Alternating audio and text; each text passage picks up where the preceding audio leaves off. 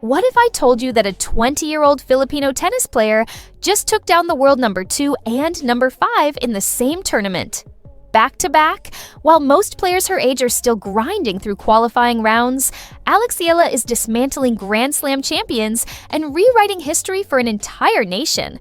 But here's the real question: how does her journey at 20 compare to the players who now dominate women's tennis? Today, we're diving deep into Eala versus the top 5, comparing their stats, achievements, and trajectories at the exact same age. And trust me, some of these numbers will shock you. Before we break down the comparisons, let's set the stage. The current women's tennis hierarchy is led by Aryna Sabalenka at number 1, followed by Iga Swiatek at 2, Coco Gauff at 3, Amanda Anisimova at 4, and Elena Rybakina rounding out the top 5. These are the queens of tennis right now, the players everyone talks about, the ones hoisting Grand Slam trophies and banking millions in prize money. But here's what makes this comparison fascinating. Every single one of them was once exactly where Eala is now, 20 years old, hungry, and trying to prove they belonged at the highest level. Eala just turned 20 in May 2025, and she's currently ranked number 50 in the world, the highest any Filipino player has ever reached in WTA history.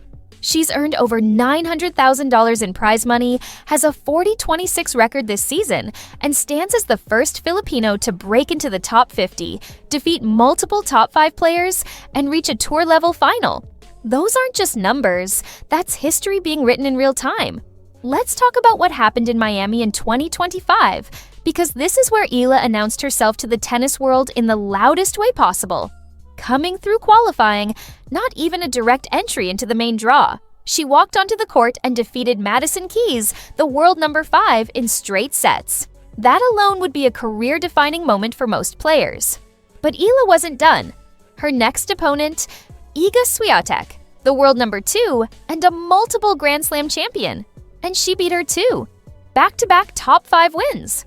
As a qualifier, at 20 years old, she rode that momentum all the way to the semifinals, and suddenly, the tennis world had a new name to remember. But Miami wasn't a fluke. Eala followed it up by reaching her first WTA final at Eastbourne, then captured her maiden WTA 125 title in Guadalajara.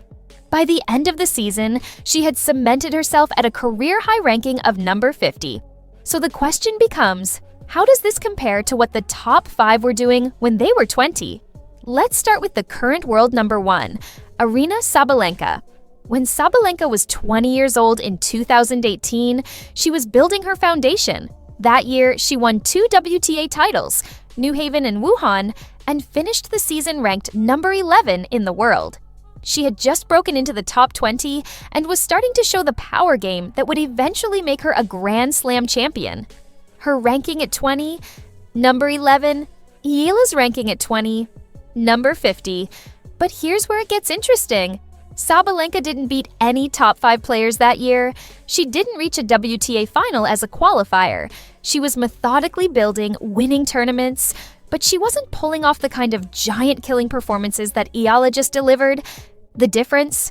Sabalenka was already in the main draws, already seeded, already on the radar.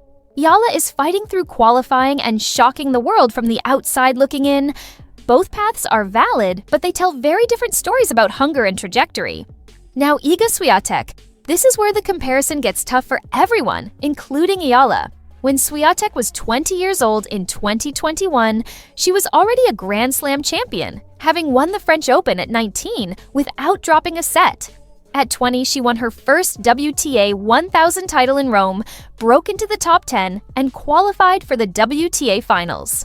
By the end of that year, she was ranked number 9 in the world and on the verge of becoming world number 1. Shortly after turning 20, she captured that top ranking, becoming the youngest player to debut at number 1 since Caroline Wozniacki in 2010. So yes, Swiatek at 20 was already on a different planet than most players, including Eala at 20. But here's the twist. Eala beat that same Iga Swiatek this year.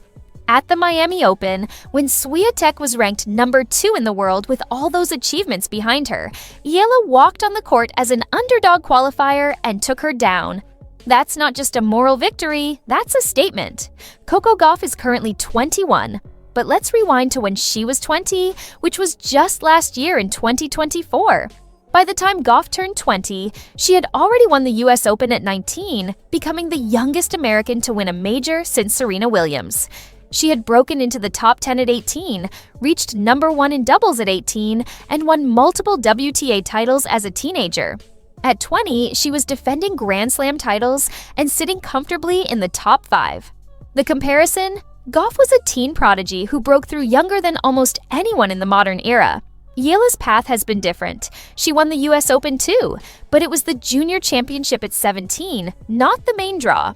Gauff was playing and winning against the best in the world at 15. Eala is doing it now at 20. Different timelines, but both players share that same fearless gene that allows them to beat players they're not supposed to beat. Elena Rybakina, currently number 5, took a different route. At 20 in 2019, she was ranked outside the top 20 and just starting to make noise on tour. She didn't win Wimbledon until she was 23. Amanda Anisimova, now number 4, also had a more gradual ascent. These two prove that there's no single path to the top. Some players explode onto the scene, others build steadily over time. Eala at 20 is somewhere in between. She's not the teenage sensation that Gauff was, and she's not the immediate Grand Slam champion that Swiatek became, but she's also not grinding in anonymity. She's ranked 50, beating top 5 players, and making WTA finals. She's ahead of where Rybakina was at the same age and proving she belongs in conversations about the future of women's tennis. One thing that separates Eala from almost all these players? Her junior Grand Slam pedigree. In 2022, at just 17 years old, Eala became the first Filipino to win a Grand Slam singles title by capturing the US Open Junior Championship. She didn't drop a single set in that tournament. Before that, she had already won 2 junior Grand Slam doubles titles, the Australian Open in 2020 at 14 and the French Open in 2021. Gauff also won a junior Grand Slam, the French Open girls title at 14. Swiatek didn't dominate juniors the same way. Neither did Sabalenka. This matters because it shows Eala has been winning at the highest youth levels, and now she's translating that to the pros. Let's break down the pure stats.